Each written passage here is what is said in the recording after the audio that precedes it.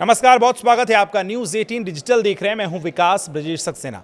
America और Iran ने फिलहाल एक दूसरे पर सैन्य हमले रोकने की सहमति जता दी है। जी हां, बड़ी खबर आई है। दोनों देशों के बीच पिछले 3 दिनों से हमले जारी थे।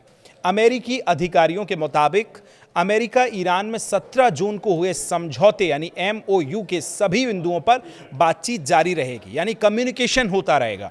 इसी सिलसिले में मंगलवार को कतर के दोनों देशों के प्रतिनिधि तकनीकी स्तर पर बातचीत करेंगे। समझौते के तहत हॉर्मुज स्ट्रेट से गुजरने वाले व्यावसायिक जहाजों की आवाजाही नहीं रोकी जाएगी। हाल ही के दिनों में इसी जलमार्ग को लेकर दोनों देशों के बीच तनाव बढ़ा था। पिछले 24 घंटे में 4 बड़े अपडेट्स जो अभी सामने आए वो आपको बताते हैं। सबसे पहला, अमेरिका का ईरान पर हमला देखने को मिला। अमेरिका ने लगातार दूसरे दिन ईरान पर हवाई हमले किए हैं।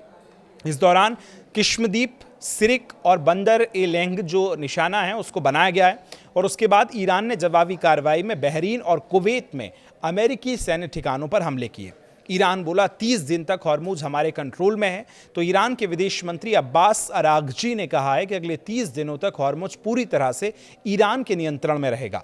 उन्होंने चेतावनी दी है कि अमेरिका ने आगे हमला किया तो हालात और ज्यादा गंभीर हो जाएंगे। अब इधर ट्रंप ने ईरान को धमकी दी है। अमेरिकी राष्ट्रपति डोनाल्ड ट्रंप ने कहा कि अगर ईरान नहीं सुधरा तो उसका अस्तित्व नहीं बचेगा।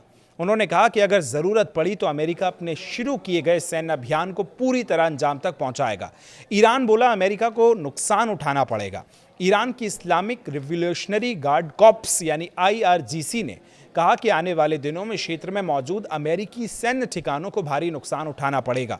अमेरिका ने ईरान के मिसाइल और रडार ठिकानों पर भी कार्रवाई की थी, जबकि ईरान ने जवात में कुवैत और बहरीन में अमेरिकी सैन्य ठिकानों को निशाना बनाया था।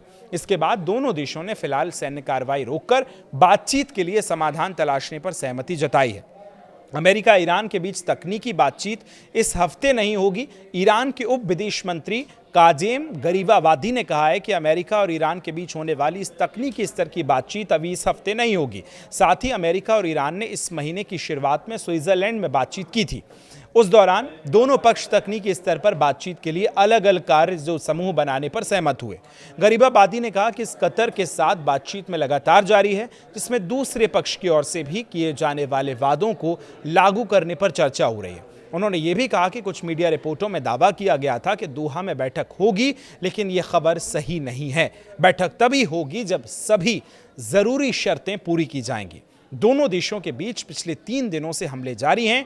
अमेरिका और ईरान ने फिलहाल एक दूसरे पर सैन्य हमले रोकने पर सहमति जता दी है। इस सहमति को आप कब कैसे देखते हैं, कब तक ये कंटिन्यू हो पाएगी और क्या फिर एक बार वैसी ही स्थितियां हमलों की देखने को मिलेंगी जिस तरह से अमूमन देखने को मिलती रही हैं? आप इस पूरे मसले पर क्या सोचते हैं, कमेंट करके ज़रूर बताएं। यहाँ तक वीडियो देख लिया है तो शुक्रिया।